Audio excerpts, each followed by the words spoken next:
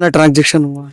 ये ऐसी कि 24 लाख से ऊपर का ट्रांजेक्शन हुआ है इसमें। मतलब 5 अकाउंट हाँ 5 अकाउंट के उसमें। आप वो भी लोगों ने तहरीर दी? हाँ जी, वो भी यूपीआई के थ्रू हुआ है। आपकी बात ठीक है, अब देखो मैं क्या बोलूं। अब देखो कार्यकर्ताओं को समझाओ। मैं तो भैया मैं तो मान गए तुम जो शुगर पेशेंट वाले हैं, उनको समझाओ, मुझे मत समझाओ। और उनको धमकियां भी मिल रही है। काफी लोग हैं, इनके साथ वाले तो बेचारे डर के मारे आ ही नहीं रहे। इस बच्चे ने बड़ी हिम्मत करी है, जो अपना हमारे आप लोगों के ऊपर विश्वास करके आया है। पैसा इनके नाम से आ रहा, निकाल कोई और रहा है। तो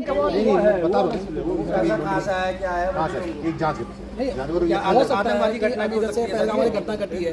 इस लेन देन का जो है तार वहां से जुड़ेगा, टेरर से भी हो सकता है। सब 3 तारीख को और आज तारीख देखो ना 25 है। अगर कानून इतना बना रहेगा तो कैसे चलेगा?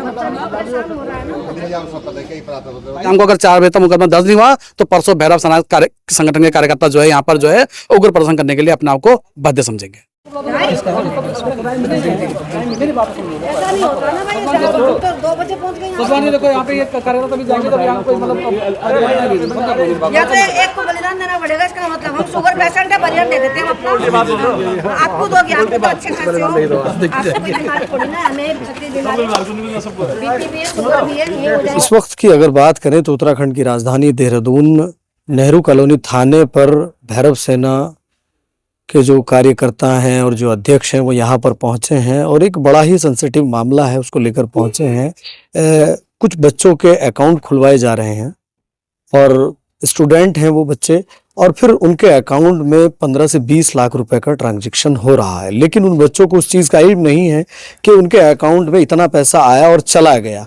ये क्या पूरा प्रकरण है और कितने दिनों से ये चल रहा है और इसमें अभी तक कार्रवाई क्यों नहीं हो पाई है? उन तमाम विषयों पर बात करने के लिए मेरे साथ भैरव सेना के अध्यक्ष हैं संदीप खत्री जी। उनसे बात करते हैं क्या ये पूरा प्रकरण है और इतने दिन हो गए अभी तक कार्रवाई क्यों नहीं? हर हर महादेव। जैसे कि आप लोगों के माध्यम से हमने पहले भी बताया था और आज फिर पुनः बता रहे हैं कि आज हमने थाना का घेराव किया, नेहरू थाने का। और घेराव करने का कारण यह था कि 3 मई को हमारे द्वारा इस पीड़ित कार्यकर्ता के द्वारा एक तहरीर यहाँ पे दी गई थी कि मेरे साथ जालसाजी हुई है और मुझे एक सरकारी स्कीम की योजना बताते हुए मेरे से 5 अकाउंट खुलवाए गए। उसका पूरा एक्सेस जो है आरोपित ने लिया है, जिसके खिलाफ इन्होंने तहरीर दी है।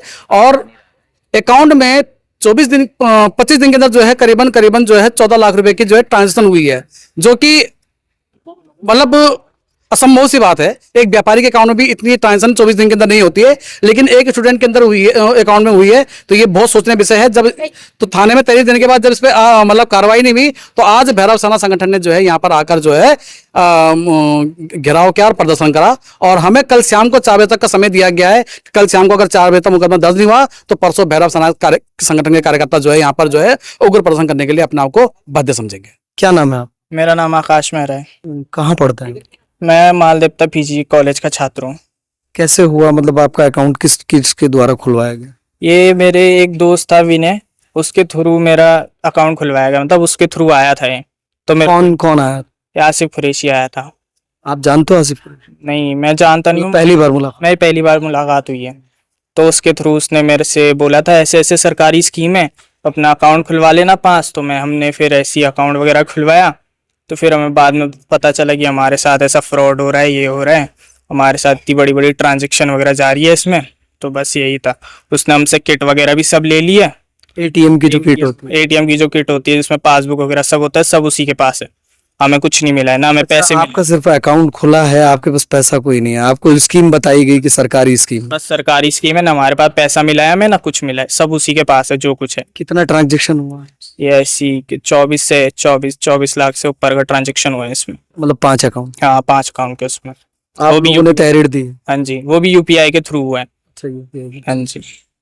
तो आसिफ से बात करने की कोशिश की आप लोग? नहीं, उसने तो पता नहीं अपना नंबर वगैरह, वो सिम वगैरह शायद फेक फूक दिया होगा अब तक तो बस। हाँ जी। क्या लग रहा है आपको इस मामले पर? जो है बच्चे हैं, स्टूडेंट है, पढ़ने वाले, ये लग रहा है कि हमारे बच्चे डरे हुए हैं काफी, और उनको धमकियां भी मिल रही है। काफी लोग हैं, इनके साथ वाले तो बेचारे डर के मारे आ ही नहीं रहे। इस बच्चे ने बड़ी हिम्मत करी है, जो अपना हमारे आप लोगों के ऊपर विश्वास करके आया है। पैसा इनके नाम से आ रहा, निकाल कोई और रहा है, तो बहुत गलत बात है ये। तो इसमें 3 तारीख से यहाँ पर दे रखा है, लेकिन अभी तक फोन तक नहीं गया है। तो अब हमें 2 दिन का समय दे रखा है 4 बजे तक अगर कार्रवाई होगी ठीक है, नहीं तो हम धरना प्रदर्शन, हमें भूख हड़ताल में बैठने को हम बाध्य होंगे फिर। चलिए खैर, ये तस्वीरें आपने देख ही ली हैं। आसिफ कुरैशी कोई बताए जा रहे हैं, उनके ऊपर आरोप है कि उन्होंने इन बच्चों के 5 अकाउंट खुलवाए, इनको कहा कि सरकारी योजना के तहत तुम्हारे पास पैसे आएंगे, लेकिन वो पैसे तो उनके पास नहीं आए।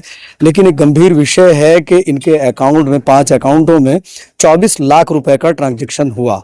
और आसिफ कुरैशी, जिसका ये लोग नाम बता रहे हैं, जिस पर आरोप लगा रहे हैं, ये कह रहे हैं कि जब अकाउंट खुलवाते हैं तो इनसे वो किटें भी ले ली जाती हैं जिसके अंदर एटीएम होते हैं और अन्य दस्तावेज होते हैं। वो तमाम चीज़ें लेकर ये गंभीर विषय यहाँ नेहरू कॉलोनी थाने पहुंचे। काफ़ी दिन हो गए इन लोगों को आते हुए, लेकिन कार्रवाई नहीं हुई।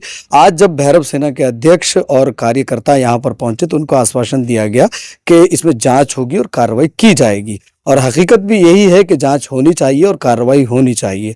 ये उत्तराखंड के भोले भाले बच्चे हैं, इनको किस तरह से सरकारी योजना के तहत लालच दिया जाता है, उसके बाद 24 लाख रुपए का ट्रांजैक्शन होना, ये कोई छोटा मामला नहीं है। चलिए हम भी इस पर पूरी नज़र रखेंगे और जो आसिफ कुरैशी हैं उनसे भी कहीं ना कहीं बात करने की कोशिश करेंगे कि उनके द्वारा इन 5 लोगों के अकाउंट क्यों खुलवाए गए या नहीं खुलवाए गए। उनके ऊपर आरोप है, यह वाकई ऐसा हुआ है, और अगर ऐसा हुआ है तो मैं निवेदन करूंगा माननीय डीजीपी महोदय दीपम सेठ जी से इस मामले को गंभीरता से देखा जाए और जो वैधानिक कार्रवाई होती है वो कार्रवाई जरूर की जाए।